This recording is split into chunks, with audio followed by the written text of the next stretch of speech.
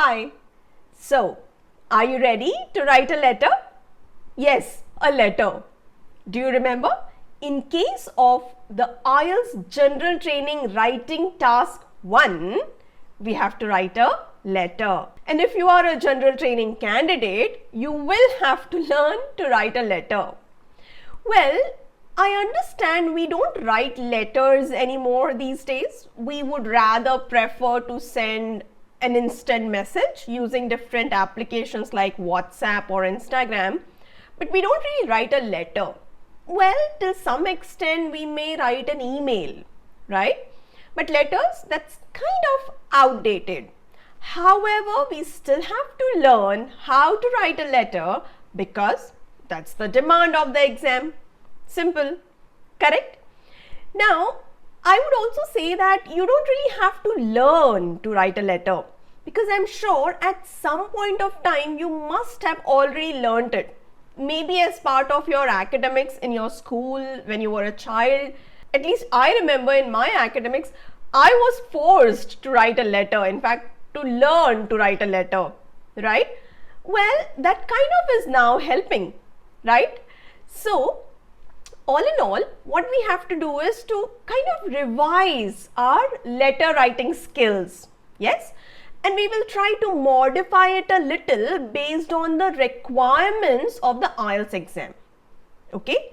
Also, if you have completed your writing task 2, writing a letter would be very easy. It's very simple to write a letter, okay? Just certain things we have to keep in mind, and with the help of that, it would be a piece of cake. Trust me, it would be really easy to write a letter. Okay, so don't you worry, even if you have lost the touch of writing letters. High chances after these lessons, you may want to start writing letters to your friends and colleagues also. All right, so without any delay, let's begin. So, in case of the IELTS General Training Writing Task 1, which is a letter writing, the first thing that we have to remember is to identify the type of letter. Now, what does it mean? It means in this case, in this exam, we will have different types of letters, right? Let's look at these different types. So, in the IELTS exam, we may have something called an informal letter or something like a semi-formal letter or a formal letter. Now, what are these? Let's understand. Now, whenever you are writing a letter to someone with whom you are very friendly, you know this person very well, okay? For example, your family members, let's say your siblings, your grandparents, your parents, your cousins, your friends, right? So, when you are writing a letter to these people with whom you are very friendly, we will call this letter as an informal letter. Clear? Let's look at a formal letter. Okay. Now, when you are writing a letter to someone whom you do not know, you just do not know who this person is. Like for example, when you are writing a letter to a police inspector, or maybe the editor of the local newspaper. So, you know that there is somebody at this post, but high chances you do not know this person personally. Okay, you don't know who this person is. Again, it is possible you probably do not know the name as well of this person. Okay, for example, when you are writing a letter to a municipality officer, you know that there is somebody at this post, but you don't know who this person is. You probably don't even know the name. In that case, we will call it a formal letter. Okay. Now, if this much is clear, then what would be a semi-formal letter? Try and guess. A semi-formal letter is when you are writing a letter to a person whom you know. You know that person, but you are not friendly with that person. For example, when you are writing a letter to your landlord, maybe your colleagues, your manager, your boss, your neighbors. So, when you are writing a letter to a person whom you know, you probably also know the name as well, but you are not friendly with that person. Okay. in that case, we will call it a semi-formal letter. This much is clear? Now, I hope the idea behind different types of letters is clear to you, right? So you have understood that there are 3 different types of letters, okay? If it is not absolutely clear, it's fine. It will get clearer eventually. So don't worry. Just remember that in the IELTS exam, we may have to address one of these 3 types of letters, okay? Which are these 3 types? Informal, semi-formal and formal. Clear? Now, apart from identifying the type of a letter, it is also very, very important to identify the purpose behind writing a letter in case of the IELTS exam. Okay? Always remember that a letter writing in the IELTS exam is always and always purpose driven. Okay? So, in order to address the task fully, okay, and to use the right kind of language, right choice of words, right tone, we need to not just identify the type of letter, but also identify the purpose behind writing the letter. Alright, now let me give you a quick shout out. Yep, it's my promo time. So, the lessons that you're watching right now, these are just a small part of my full course called IELTS Ultimate All-in-One Course, and honestly, it's everything you will ever need to prepare for the test. This course covers all 4 modules in full detail. Everything is explained in step-by-step manner from basics to advanced, wherein I also explain you how to do self-evaluations so that you're not dependent on anyone to see your improvement. So basically what happens is, when you join the full course, I will talk to you personally on a Zoom call to help you build a customized study plan based on your requirement. And then I stay in touch with you through WhatsApp or email for daily follow-ups, reminders, and also to clear your doubts whenever you have any. This way, you are never preparing alone. My students always say this one-on-one support and clarity is what helped them to finally hit their target score. Oh, and since you're watching this on YouTube, there's a special discount just for you. Go to the description, click on the course link, and while registering, use coupon code TYOFFER and get a super discount. My website, WhatsApp details, contact details, everything is there in the description. Message me if you have any questions. Alright, back to the lesson now. Now, what are these purposes? There can be different purposes, right? For example, you may have to write a letter of complaint.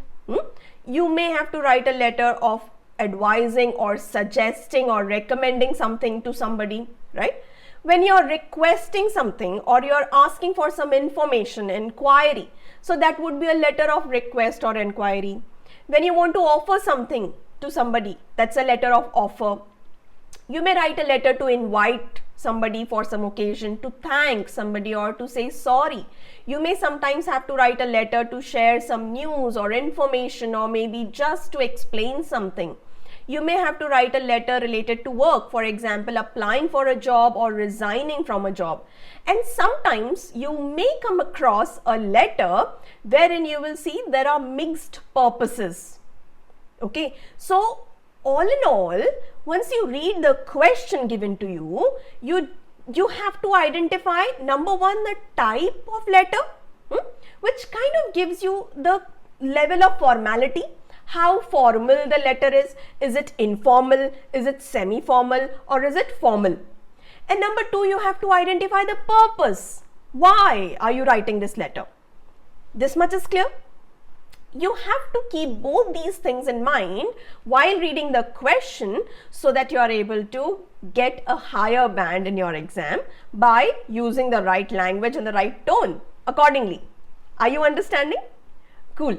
Now, if this much is clear to you, at least partially, it is important to understand what exactly we get in the exam. What does the question look like? Okay? So understand this. Whenever you will read your question for the task 1 of general training writing. Okay, there you will see that you are given 3 pieces of information. Number 1, they will give you the situation, what exactly the situation is, and based on that they will also tell you whom you are supposed to write the letter to. That's the second piece of information. Okay, and third piece of information would be what exactly you're supposed to write in the letter. Okay, so let's see how these 3 pieces of information look like in the question paper. Okay, so look at this. See, this first thing given as a situation. Let's read it. It says, you work at home and you have a problem with a piece of equipment that you use for your job. You see, what is this? This is clearly the situation. Okay, so it is telling you what exactly the situation is, right? That you work from home and you have a problem with a piece of an equipment that you use for your job. All right, let's read the next statement. It says you have to write a letter to the shop or company which supplied the equipment. Okay, so this is telling you whom you're supposed to write to. Correct? Okay, further it says in your letter. See, then it's written, describe the problem with the equipment.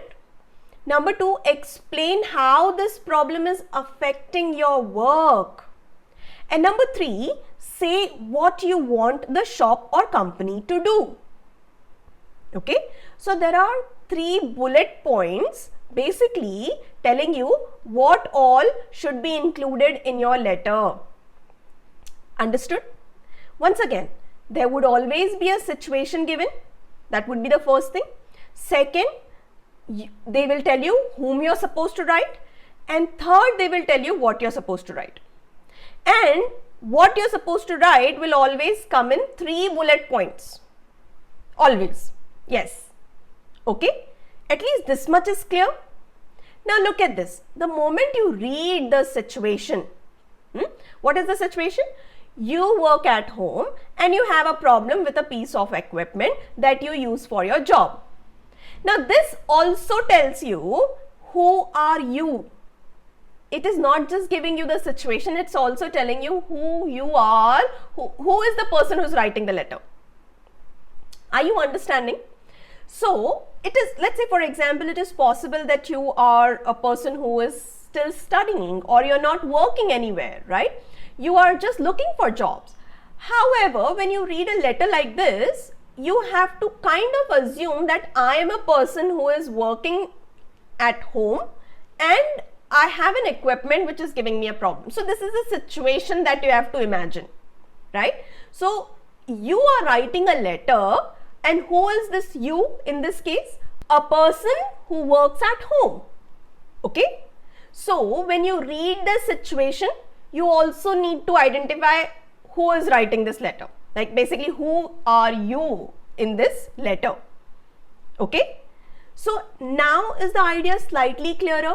Like when you get the question, you will always have 3 pieces of information. Number 1, what is the situation, which also tells you who you are. Number 2, you will also be given whom you're supposed to write this letter to. And number 3 bullet points to tell you what all should be included in your letter. Clear? This much is clear? Sure? Cool. Now, apart from these 3 things, we also need to question ourselves for something very important that we have already learned, the type of letter. When you look at this, what do you think? Is this a formal letter, a semi-formal letter, or an informal letter? So for that you have to look at whom you are writing this letter to. So you are writing a letter to the shop or company which supplied the equipment. Correct? In this case, do you know the person whom you will be writing to? Do you know the manager of this shop or this company? No, you don't know that person. But you know that there is somebody who will receive your letter. Maybe the manager, right? So in that case, this letter is a formal letter. Correct? This much is clear? Now, try to identify the purpose of this letter. What do you think? What is the purpose behind writing this letter? What exactly is happening? Look at the situation. The situation says that you are facing some problem with an equipment, okay? And it is causing some problem to you while you're working, right? So what exactly are you doing in this letter? Think. Correct. It's a letter of complaint. You are complaining about this equipment, that you're facing problems, that this is not working properly, you're facing it's affecting your work basically, right? So the purpose of writing this letter is to complain, okay? So whenever you read the letter or the question, it is possible that they may not explicitly mention that this is a letter of complaint. This you have to identify on your own. Just like it's not written anywhere that this is a formal letter. You identify that by understanding to whom you're writing this letter to, right? And similarly, you have to identify what is the purpose. Why am I writing this letter? Okay? So this is a letter of complaint. This much is clear? Alright. There's one more thing that we need to learn and identify before we start writing. Okay, in fact, before we start writing, it is important to plan also. But to plan your letter, it is important to first identify the different parts that you're supposed to address. Okay, now for this, something very important. Look at this. You always have to refer to the bullet points, okay, to check how many parts are there. Always, the 3 bullet points. Now it says, describe the problem. Means there is only one problem probably that you're facing. So there is this first part, part 1. Okay. Now it says explain how this problem is affecting your work. Now again, you at least have to give one way in which the problem is affecting your work. So again, in this bullet point also, I see there is only one part. Okay. Total 2. Now third bullet point says, say why you want the shop or company. Third bullet point says, say what you want the shop or company to do, right? Once again, you probably want them to do something which can be only one thing. So I can say minimum one thing that we have to do, that the company has to do for you, okay? So total there would be 3 parts, okay? 3 parts that are supposed to be addressed compulsorily in the entire letter in order to fully achieve the task. This much is clear? Alright. Now, let's read the instructions given further. See, it says, write at least 150 words. Then, you do not need to write any address. Then, begin your letter as follows. Okay, so they are already telling you how you're supposed to start your letter. So, you have to start your letter by saying, Dear Sir or Madam. Okay. So this much is already given. That what is given? Number 1, we have to make sure we complete 150 words. That's obvious. We already know that. Correct? Number 2, we are not supposed to write any address. Do you remember? In school, we used to write dates and then addresses and then subject line also. Then, okay, what not. But here, we don't have to write any address. We have to directly start by writing Dear Sir or Madam or whatever they ask you to. Okay. In this letter, they have asked you to write Dear Sir or Madam. And this is what you have to start your letter with. Clear? This much is clear? So this is how your letter would look like. The question would look like. Okay. Once again, there would be 3 pieces of information in the question. And apart from these 3 pieces of information, you have to ask 3 questions. Okay, while reading the question itself. Number 1, what is the type of letter? Number 2, what is the purpose behind writing this letter? And number 3, how many parts are there which I am supposed to address in order to fully achieve the task? Okay, this much is clear. In that case, let's move on to another sample question. So, let's read the situation statement. It says, you recently received a letter from a friend asking for advice about whether to go to college or to try to get a job. You think he or she should get a job. Okay, now is the situation clear? Do you see the situation? The situation is where your friend has already written you a letter and you are replying to this friend by giving an advice, right? What advice? Should your friend go for a job or further studies? Correct? And you think that your friend should go for a job. Okay? Now this situation is telling who are you? In this case, you are you. Right? You are a friend. Alright. Then next statement says write a letter to this friend.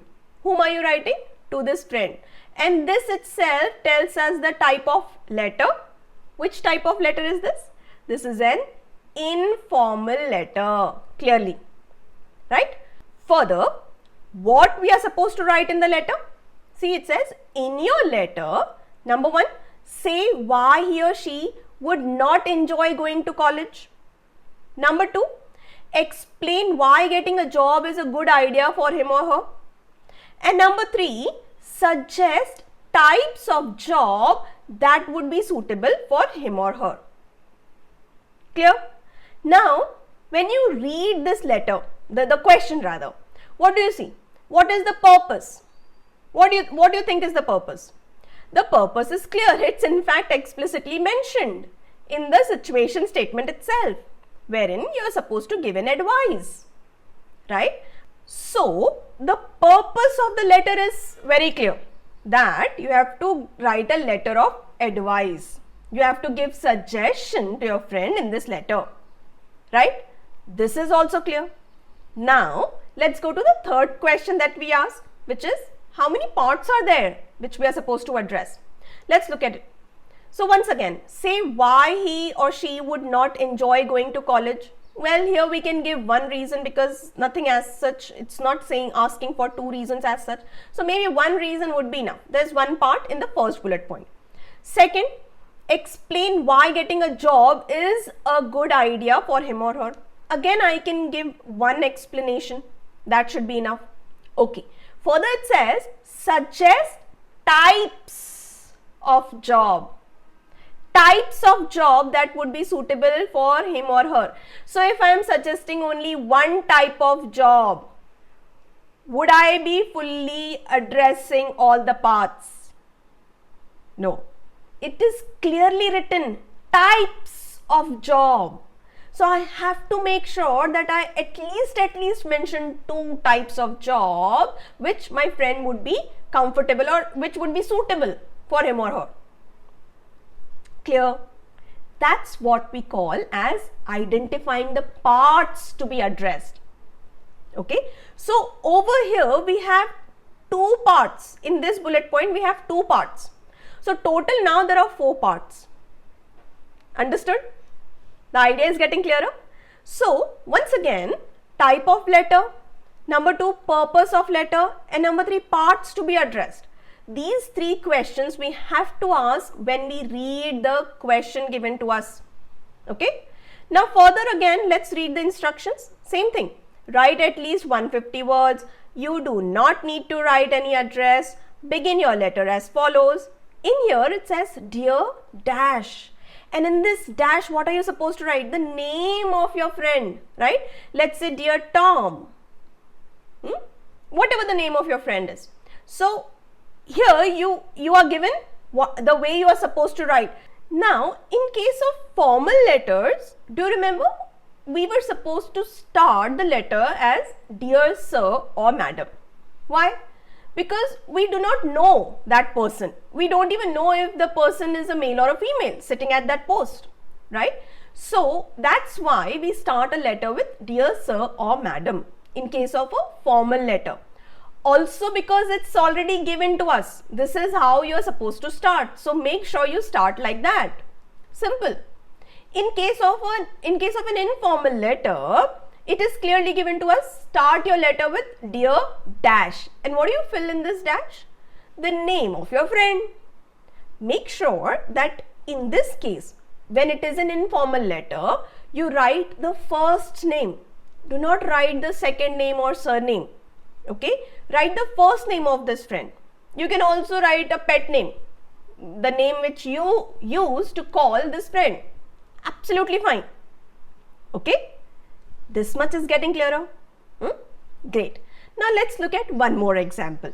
Okay, so now here the situation statement says, Mrs. Barrett, an English speaking woman who lives in your town, has advertised for someone to help her in her home for a few hours a day next summer. Alright, once again, see what is the situation?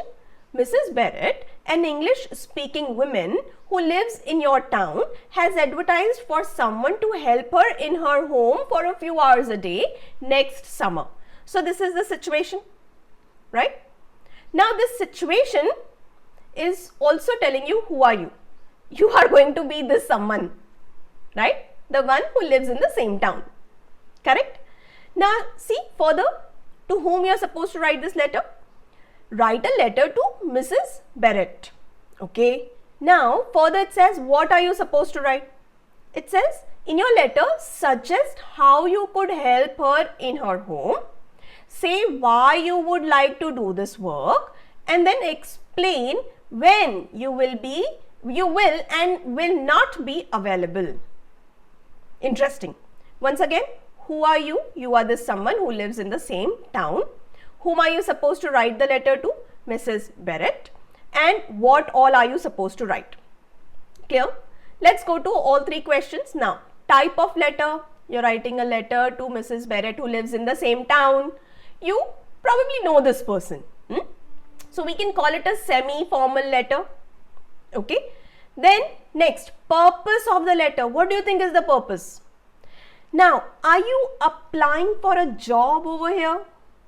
No, you are just offering some help to this lady. That's it. So this is a letter of offer. Are you understanding? Always try to identify the purpose correctly so that you are able to use the right language, right choice of words and right tone in your letter. Okay.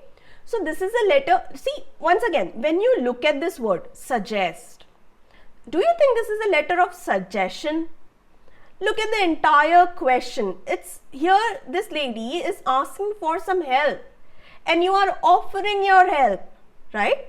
So the word suggest can mislead you. Be mindful. Don't think that this is a letter of suggestion. This is offering help, right? So wherein what you're supposed to do, you have to suggest how you could help her in her home. You can probably just give one way of helping because it's not mentioned how many ways, in how many ways you can help her. No, it's just saying suggest how you can. So you can choose to write 2 ways also, but minimum 1. Then say why you would like to do this job, this work, why you would like to do this. Again, you can give 1 reason, that should be enough. Minimum 1 reason. You can write 2 reasons also, that's absolutely fine, but minimum 1 reason has to be there. Then it says explain when you will and will not be available. So again, this is something, one piece of information we can say. So total, there are 3 parts which you're supposed to address to fully achieve the task in this particular case, right? Once again, look at the instructions. Write at least 150 words. You do not need to write any address and begin your letter as follows. Dear Mrs. Barrett. Now, here we see that, what do we see? The instructions are always pretty much the same. They'll ask you to write minimum 150 words. They'll also ask you to not to write the address, right? And third thing, they will tell you how you're supposed to begin your letter. Okay, you begin your letter as follows. It can be dear sir or madam. It can be dear dash. Then you have to fill the name of the person, right? Or it can be dear, again, Mrs. Barrett. For example, like this, they have told you already, like you have to start your letter with dear Mrs. Barrett. Okay, so this much is getting clearer, partially at least. Now, do you understand this is a semi-formal letter? Now, also do you understand what is a formal letter? What is an informal letter? Now, are you able to at least gauge or have some idea about what is the purpose behind writing the letter? When you read the entire question, you identify, okay, this is the purpose. Are you understanding? This much is getting clearer? Cool. Now, if this much is clear, the next thing that we need to understand is the structure of the letter. Alright?